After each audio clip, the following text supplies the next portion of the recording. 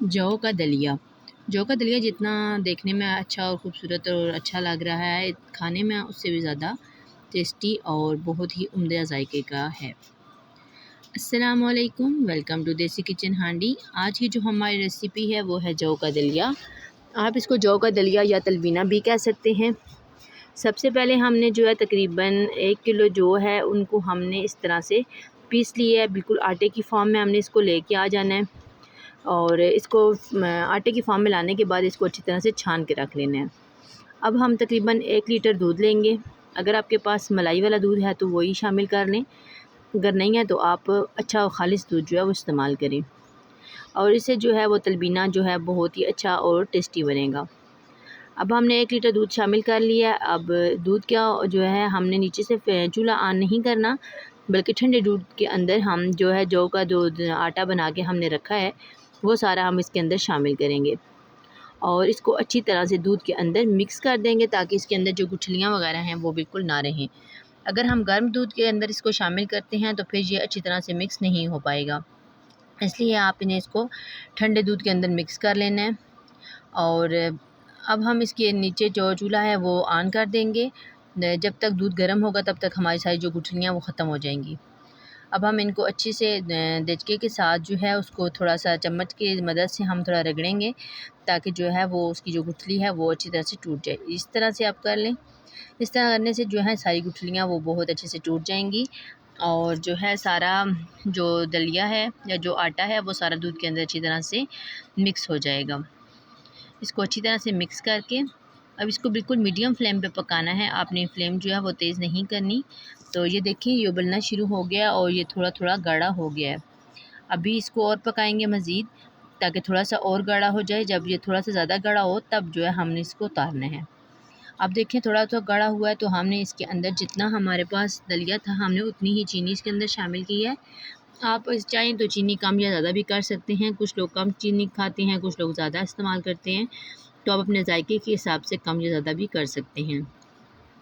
अब हम इसको अच्छी तरह से चीनी भी मिक्स कर लेंगे और जो है इस दलिए को बार बार जो है हिलाते रहेंगे ताकि ये जो है बर्तन के साथ चिपक ना जाए और इसका जो टेस्ट है वो भी अच्छी तरह से इसके अंदर अच्छी तरह से शामिल हो जाए।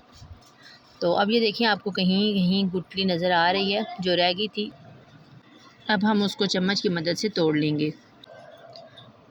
तो अब साथ साथ इस चम्मच जो है वो वक्फे वक्फे से हिलाते रहेंगे ताकि जो है वो कोई भी गुठली दोबारा बन ना सके और जो कोई रह गई है तो वो भी इसको भी हम तोड़ने की कोशिश करेंगे। तो ये देखिए आपको नज़र आ रहा है कि थोड़ा बहुत ये गाढ़ा हो रहा है। इसको मज़ीद तकरीबन हम 3 से 4 मिनट तक मज़ीद पकाएंगे ताकि जो है ये और ज़्यादा गाढ़ा हो जाए। जब ये गाढ़ा हो जाएगा तब ये खाने के लिए जो है वो बहुत अच्छा रहेगा। आप इसको छोटे बच्चों को भी दे सकते हैं, जो शीरख्वार बच्चे हैं उनके लिए भी ये बहुत ही फ़ायदेमंद चीज़ है और बड़ों के लिए भी और बहुत ही ज़्यादा ये जो है वो ताकत वाली चीज़ है। तो आप इसको कम से कम लाज़मी हफ़्ते में 1 बार बनाया करें और जो है अपनी पूरी फ़ैमिली को ये दिया करें। ख़ास तौर पर जो बूढ़े वालिदैन वग़ैरह होते हैं उनके लिए ये बहुत ही अच्छी और बहुत ही फ़ायदे वाली चीज़ है। और अब जब ये गाढ़ा हो जाएगा तो इसके अंदर कोई भी आपने ड्राई फ्रूट जो है वो शामिल नहीं करना। ड्राई फ्रूट्स जो हैं वो बिल्कुल एंड पे जब हम इसको थोड़ा सा ठंडा हो जाता है उसके बाद हम इसके अंदर ड्राई फ्रूट वगैरह डालते हैं, क्योंकि अगर हम इसको गरम गरम जो है इसके अंदर दलिए के अंदर ही हम अगर ड्राई फ्रूट डालेंगे तो वो उसका जो वो जायका है वो इतना अच्छा नहीं आता। तो इस वजह से मैं जो है इसको पहले ठंडा होने दें। जब ठंडा हो जाए तो उसके बाद आपने इसको जो है ड्राई फ्रूट इसके अंदर इस्तेमाल करने हैं। जी, तो गाढ़ा होने के बाद अब हम इसकी फ्लेम जो है वो बंद कर देंगे। तो अब जो है ये अच्छे से वो जो है गाढ़ा हो चुका है। अब हम इसकी फ्लेम बंद कर देंगे और जो है इसको चूल्हे से उतार के इसको ठंडा होने के लिए थोड़ी देर के लिए रख देंगे। जी, तो चम्मच की मदद से हम चेक करेंगे कि इसके अंदर कोई गुठली वगैरह रह तो नहीं गई। अगर गुठली वगैरह रह गई है तो आपने फ्लेम बंद नहीं करनी, बल्कि उसको गुठली को पहले तोड़ लेना है और उसके बाद आपने फ्लेम बंद कर देनी है। तो चलिए जी, ये ठंडा हो चुका है, लेकिन ये बहुत ज़्यादा ठंडा नहीं हुआ। तकरीबन 3 से 4 मिनट हुए हैं हमने इसको चूल्हे से उतारा है। तो अब हम इसको बाउल में डालेंगे। जब ये बहुत ज़्यादा ठंडा हो जाएगा तो ये जितना आपको गाढ़ा नज़र आ रहा है ये इससे भी ज़्यादा गाढ़ा हो जाएगा। तो अभी हम इसको बाउल में डाल देते हैं और तकरीबन बाउल में डालने के बाद जो है तकरीबन 2 मिनट के बाद अब हम इसके अंदर जो है ड्राई फ्रूट्स जो भी आपके पास पड़े हैं आप उनको काट के इसके अंदर डाल लें और एक बहुत ही अच्छा जायका और अच्छी सेहत पाएँ।